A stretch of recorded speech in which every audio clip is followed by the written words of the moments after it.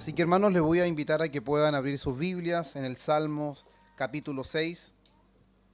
Salmos capítulo 6. Hoy es el culto donde solo vamos a tener un tiempo de reflexión, hermanos. No es un sermón como lo hacemos habitualmente, pero vamos a reflexionar en este salmo que sin lugar a dudas nos va a dejar una enseñanza bastante importante en cuanto a lo que es la oración. Salmos capítulo 6. Vamos a leer todos los versículos de este salmo, que son 10. Una vez que lo haya encontrado, nos ponemos en pie para que demos lectura a la palabra del Señor, no por costumbre, sino por reverencia, hermanos. Nos ponemos en pie por reverencia ante la palabra del Señor. Salmos capítulo 6. Amén. La palabra del Señor dice así. Reina Valera lleva un título y dice oración pidiendo misericordia en tiempo de prueba. Jehová, no me reprendas en tu enojo, ni me castigues con tu ira. Ten misericordia de mí, oh Jehová, porque estoy enfermo. Sáname, oh Jehová, porque mis huesos se estremecen. Mi alma también está muy turbada. ¿Y tú, Jehová, hasta cuándo? Vuélvete, oh Jehová, libra mi alma. Sálvame por tu misericordia, porque en la muerte no hay memoria de ti. En el Seol, ¿quién te alabará? Me he consumido a fuerza de gemir. Todas las noches inundo de llanto mi lecho. Riego mi cama con mis lágrimas. Mis ojos están gastados de sufrir. Se han envejecido a causa de todos mis angustiadores. Apartaos de mí todos los hacedores de iniquidad, porque Jehová ha oído la voz de mi lloro. Jehová ha oído mi ruego. Ha recibido Jehová mi oración. Se avergonzarán y se turbarán mucho. Todos mis enemigos se volverán y serán avergonzados de repente. Amén. Pueden tomar asiento, hermanos. Lo primero, hermanos, que quiero que nosotros podamos ver de este salmo es la situación en que se encuentra el salmista. Por eso Reina Valera lleva ese título, oración pidiendo misericordia en tiempo de prueba. Al leer el Salmo, nosotros ya logramos entender que David no se encuentra en una situación favorable. Él no está experimentando un momento de gozo, de alegría, de felicidad. No estamos viendo al salmista entrando en la ciudad danzando y cantando y alabando al Señor como quizás en otros salmos lo vemos. En esta ocasión vemos al salmista desde una profunda aflicción. Él está pasando un momento que le trae dolor, y no solamente un dolor físico, sino que también está trayendo algo que lo perturba. Su alma está turbada, dice él. Entonces, claramente la situación que él está pasando es una situación de debilidad, es una situación de aflicción, pero hay algo interesante en este salmo, hermanos, que David no oculta su dolor. David no lo oculta, David no lo disfraza, él no intenta de alguna forma acomodarlo, no, él ante el Señor va a descubrir completamente cuál es la situación que él está viviendo, a pesar de que Dios la conoce perfectamente, y al mismo tiempo él va a reconocer que solo Dios es el que puede ayudarlo en medio de esta situación, o Dios puede librarlo de esta situación. Por eso, hermanos, uno de los énfasis que vamos a dar en este tiempo de reflexión es que David ora a Dios a pesar de que él sabe de que Dios conoce absolutamente todo. Porque él mismo es el que escribió en Salmo 139:4, aún antes que haya palabra en mi boca, he aquí, oh Jehová, tú la sabes toda. David tiene muy claro de que Dios conoce absolutamente todo de él. Todo lo que sale de la boca de David no es nada nuevo ante el Señor. Pero a pesar de que David tiene un conocimiento de tal magnitud de Dios, ese pensamiento o esa seguridad de que Dios lo conoce todo, no aleja a David de la oración. Por el contrario, lo que hace es que lo impulsa a clamar al saber que Dios lo conoce todo y que al ser el soberano es el único que lo puede sustentar y el único que le puede dar lo que él necesita. ¿Por qué este salmo es tan importante, hermanos? Porque en el día de hoy muchas personas, al nosotros proclamar las doctrinas que creemos en cuanto a la soberanía de Dios, el control absoluto y gobierno de Dios, piensan que es innecesario orar. Si Dios tiene el control de todo, si Dios ya sabe todo y no podemos cambiar absolutamente nada, ¿cuál es el sentido de orar? Y este salmo nos va a enseñar de que precisamente la soberanía de Dios y la omnisciencia de Dios no deben apartar al creyente de la oración, sino que deben ser el sustento de su oración. Porque acuden a aquel que puede todo y acuden a aquel que lo sabe absolutamente todo. Por eso es importante que nosotros podamos reflexionar en este salmo, porque la oración, amados hermanos, no existe solamente para informar a Dios, porque Dios lo conoce todo. La oración es la máxima expresión de dependencia de todo creyente. Cuando un creyente está orando es porque depende del Señor. Cuando no ora es porque, a pesar de que sus labios digan lo contrario, cuando no ora está dependiendo de sí mismo. Aunque nosotros digamos que dependemos del Señor, cuando no oramos, hermanos, estamos dependiendo de nuestras propias fuerzas. Por eso una de las cosas importantes que vemos aquí, el primer versículo de este salmo dice: Jehová, no me reprendas en tu enojo, ni me castigues en tu ira. Segundo versículo: ten misericordia de mí, oh Jehová, porque estoy enfermo. Sáname, oh Jehová, porque mis huesos se estremecen. Mi alma también está muy turbada. ¿Y tú, Jehová, hasta cuándo? Una de las cosas que vemos aquí, cómo comienza este salmo, que él comienza diciendo: no me reprendas en tu enojo. De aquí, de este primer versículo, muchos teólogos han llegado a pensar que se está refiriendo a un salmo, si bien en el orden de los salmos está antes del Salmo 32 o el Salmo 51, que son los salmos en donde David expresa su arrepentimiento por causa de su pecado ante Dios. Muchos teólogos han llegado a decir de que este salmo es un salmo escrito posterior al adulterio. Es un salmo escrito posterior y es por causa de las consecuencias de su pecado que David se encuentra de esta manera. Ahora, no hay seguridad de esto. También puede ser de que David esté reconociendo que lo que le está ocurriendo, lo que le está pasando es por causa de su pecado. No precisamente del pecado de adulterio, porque nosotros no solamente pecamos escandalosamente, nosotros también pecamos en el día a día. Y David reconoce que como pecador, cualquier cosa mala que le venga es algo que él merece. Y todo el bien que él recibe es gracia y misericordia. Y eso es algo que nosotros también deberíamos tener en conciencia. No solamente pensar que el mal viene por causa de un pecado escandaloso. Cuando estamos enfrentando momentos de dificultad o inclusive estamos siendo disciplinados por el Señor, que es lo más certero de este salmo, que David está enfrentando un momento de disciplina, debemos reconocer de que la disciplina del Señor no solo viene por pecados escandalosos. Cuando necesitamos ser corregidos, necesitamos ser amonestados, Dios nos disciplinará con situaciones difíciles para que nosotros entendamos que Dios es santo y para que comprendamos en realidad que dependemos de Él y que solo Él nos puede sustentar. Muchas veces, hermanos, cuando nosotros podemos decir de que Dios es nuestro gozo, de que Dios es nuestro amparo, de que Dios es nuestra roca fuerte, Él es nuestra fortaleza, pero ¿qué pasa si las cosas que van bien dejan de ir bien? ¿Qué pasa si esas cosas que nos permiten una felicidad y nosotros pensamos que es una felicidad secundaria y que nuestra fuente de gozo es Dios, pero esas cosas dejan de estar y lo que revela es que nuestra fuente de gozo no es Dios? Estábamos bien y caminábamos seguros porque las cosas iban bien, pero cuando esas cosas dejaron de ir bien nos dimos cuenta de algo, que nuestra fuente de gozo no era Dios. No era Dios, por eso el desánimo, por eso el desaliento, por eso las pocas fuerzas, porque en ese momento lo que parece tan terrible Dios lo permitió para desenmascarar la realidad de nuestro corazón, hermanos. Nuestro corazón nos engaña. Por eso no podemos confiar en nuestro corazón, debemos confiar en Dios. Y lo más probable es que David está siendo disciplinado. Y está siendo disciplinado y él no encubre esta realidad. Él dice: Jehová, no me reprendas en tu enojo. Él sabe que lo que está viniendo es porque Dios es santo. Y como Dios es santo, Él va a disciplinar a sus hijos, porque al hijo que ama, Él lo disciplina.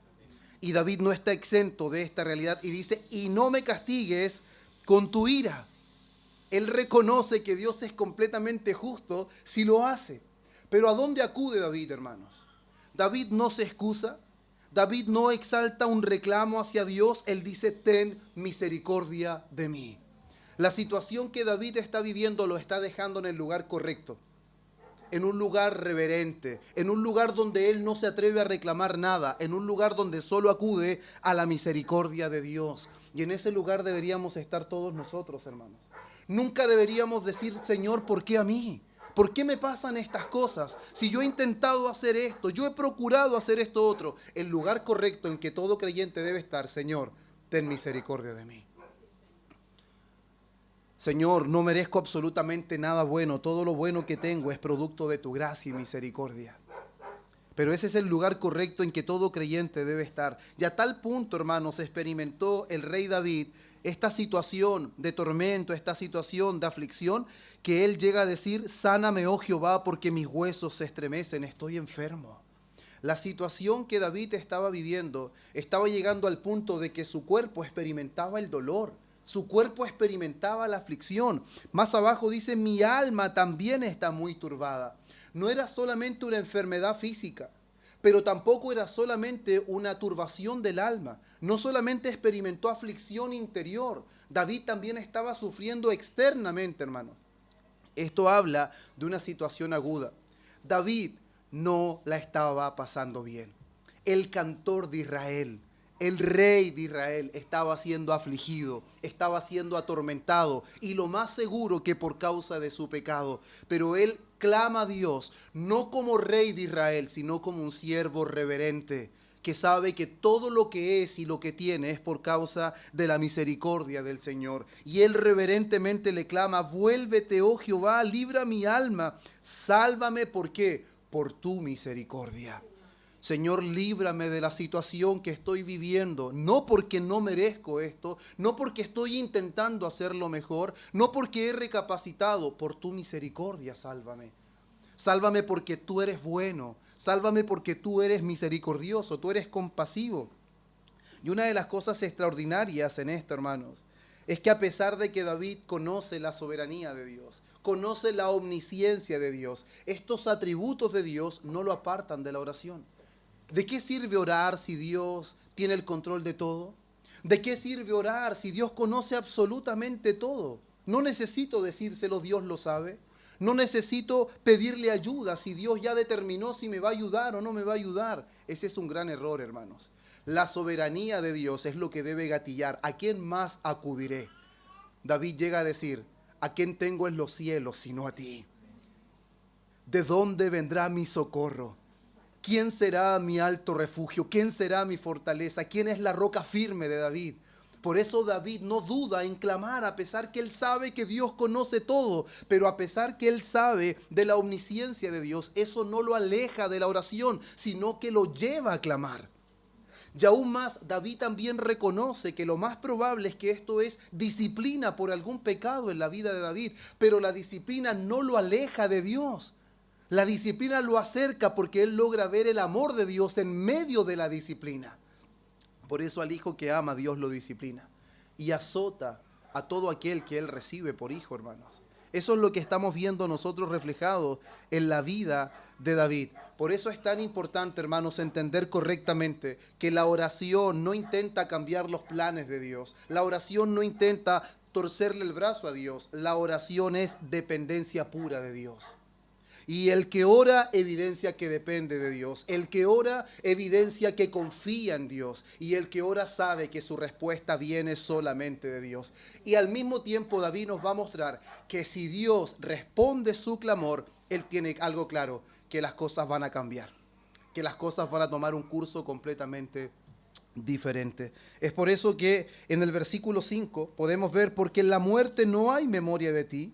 En el Seol, ¿quién te alabará? Esto es impresionante, hermanos, porque el salmista aquí no está diciendo, hermanos, que después de la muerte no hay vida. Él no está diciendo de que él no quiere morir, él no quiere llegar a la muerte porque en la muerte ya no hay esperanza. Él no está diciendo que no hay vida después de la muerte. Hay algo impresionante aquí. David está padeciendo, su cuerpo está resentido, su alma está turbada, él está muy afligido, al punto que él piensa que va a morir, al punto que él piensa que sus días están contados. Pero es maravilloso. David nos dice, Señor, no permitas que muera, porque aún tengo muchas cosas que hacer. Aún tengo muchos sueños que cumplir. Aún tengo mis hijos. ¿Qué será de mis hijos? ¿Qué será de este reino, Señor, si yo no estoy? Él dice, porque en la muerte no hay memoria de ti. En el Seol, ¿quién te alabará? ¿Sabe cuál es el anhelo de David? ¿Por qué quiere ser sanado? ¿Y por qué quiere que Dios lo libre de sus enemigos? Porque si él muere, él ya no estará presente en la adoración con la congregación. Él anhela estar junto al pueblo de Dios, alabando a Dios. Él no está diciendo que después de esta vida no hay otra. Él está expresando su anhelo de recuperarse y de que sus enemigos no hagan lo que ellos anhelan con él, porque él quiere alabar a Dios en medio de la congregación. El rey de Israel quiere ser uno más en medio de la alabanza.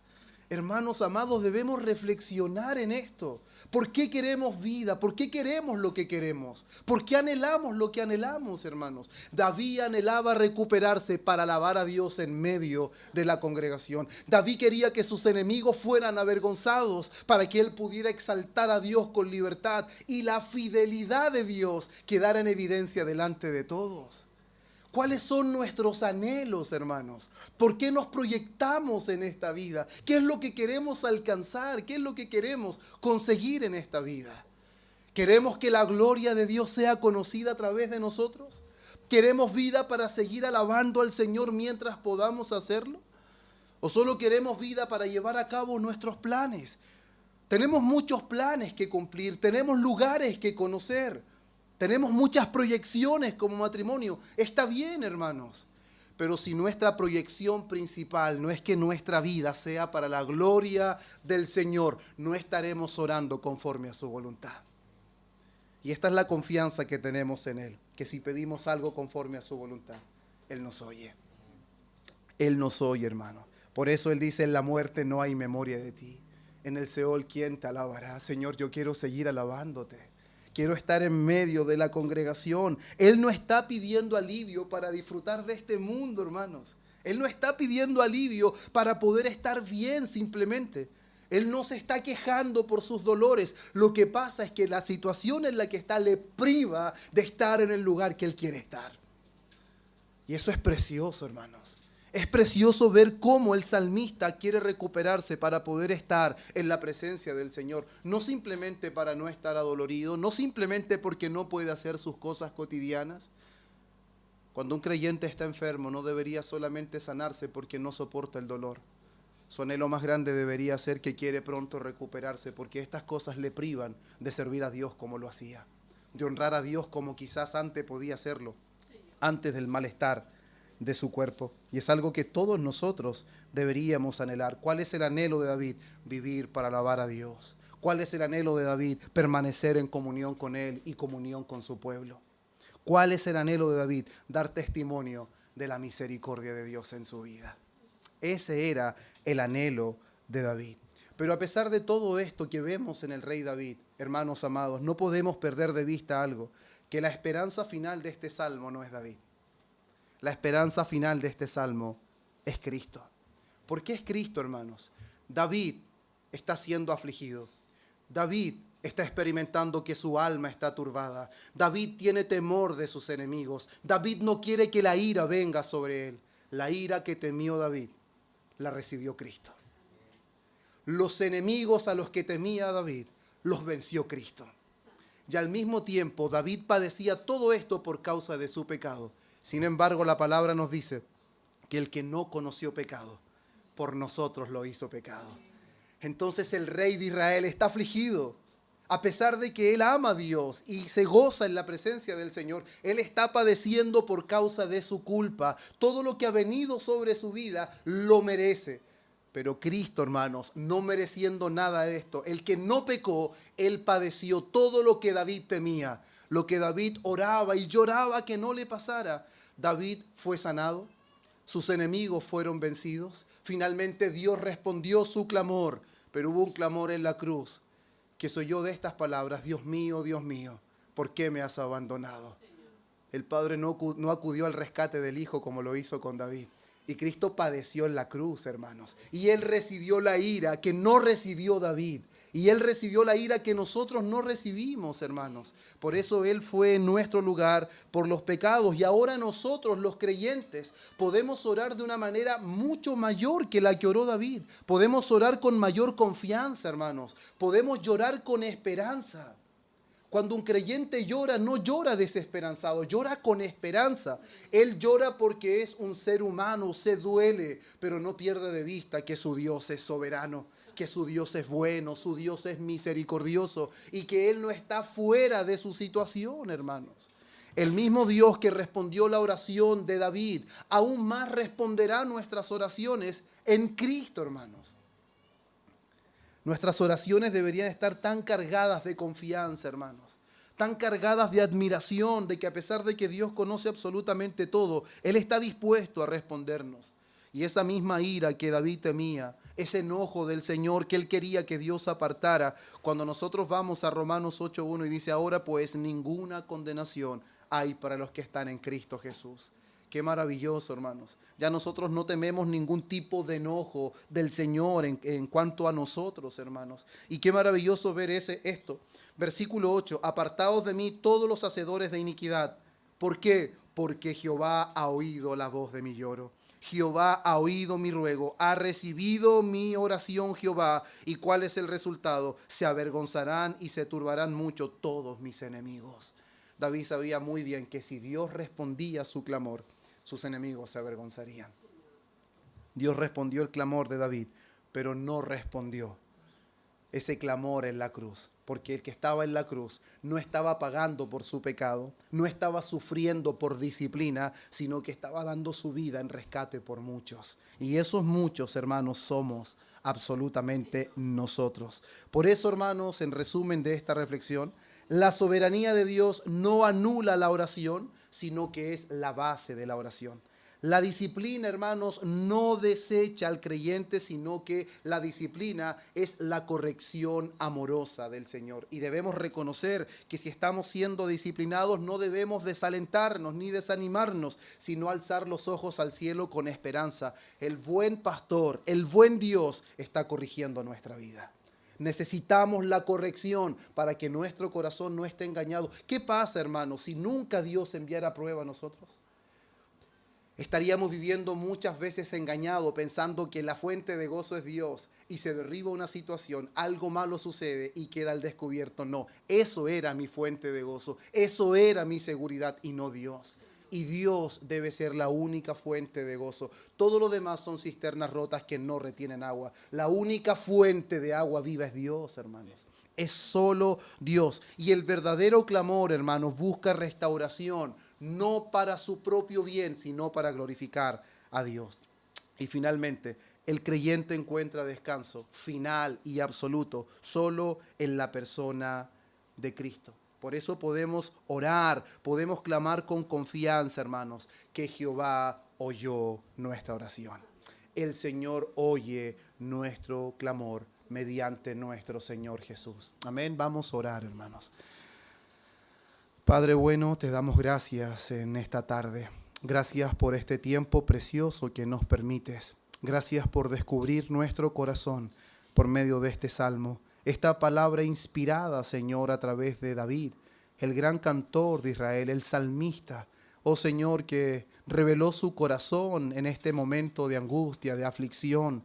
Él reconocía, Señor, en la condición que estaba y al mismo tiempo reconocía que solamente de usted podía venir lo que él necesitaba. Ayúdanos a comprender, Señor, que tu soberanía, tu omnisciencia no anula la oración, sino que motiva, Señor, y es la base de la oración de todo creyente. Solo tú puedes ayudarnos, solo tú puedes sustentarnos. Y ayúdanos también, Señor, para que cuando nosotros pidamos, no pidamos para nuestros propios deleites, sino que pidamos conforme a tu voluntad. Que todas nuestras oraciones estén cargadas, Señor, de la realidad de nuestro corazón, pero que también, Señor, contengan de manera sincera el anhelo de adorarte y glorificarte mientras tengamos vida, Señor. Ayúdanos como iglesia para que este salmo impacte nuestro corazón y podamos ver, Señor, el cumplimiento pleno en aquel que no pecó, en aquel que nunca hubo engaño en su boca, pero entregó su vida para que nosotros que estábamos muertos pudiéramos tener vida en él. Gracias, Padre bueno, por este salmo. Gracias por la vida de David, pero más gracias sean dadas por Cristo, nuestro Señor y bendito Salvador. Amén y amén.